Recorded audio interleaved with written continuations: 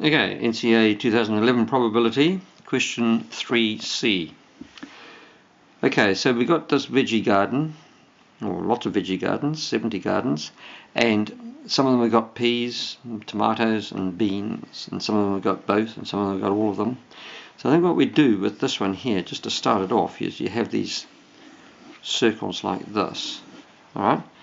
And we can give these ones here names. So we'll call this one peas, say peas over here, put the beans down here, and we'll put the tomatoes over here.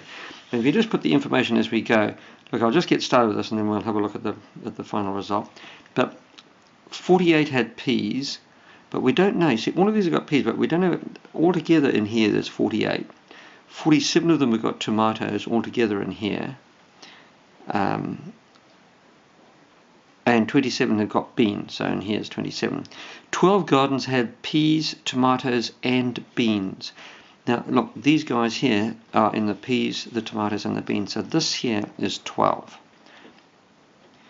15 gardens had beans and peas. 15 had beans and peas only. So that must be 15, because these ones had peas and beans, but they also had tomatoes. So I think that's the 15 goes in here. And 20 had tomatoes only. So again, that 20 must go in here. So we have this area in here. These ones have things other than tomatoes. These ones have got tomatoes only. Now, we know that 48 of them have got peas. So altogether in here is 48. And we know that so far we've used up, say, 27. That leaves another 21, but we don't know how that's split up between here, so we can't do anything with those ones. So there's sort of different ways of dealing with this, but if we just look at this diagram now, this is basically the same thing. Okay, but I've called this area here W, X, Y, and Z. We're going to see if we can work out what these things are. Okay, so if you look at the beans, now so far in the beans we got 15 and 12 is 27, so we've got 27 beans. But actually, there's only 27 beans altogether, gardens with beans in them. Therefore, Y and Z must both be 0. Okay, so we can put a 0 there and a 0 here. Look at the tomatoes. Okay, now, so far, the tomatoes we've got 20 in here and 12 down here, so that made 32. But altogether, and there's nothing in here, altogether the tomatoes is 47, so therefore this must have been 47, take away the 32 we've got, leaves 15 to go into here, into X, 15 there, 12 here, altogether 48, this must be 6. Now, the rest of it's much easier once we've cracked that bit in there.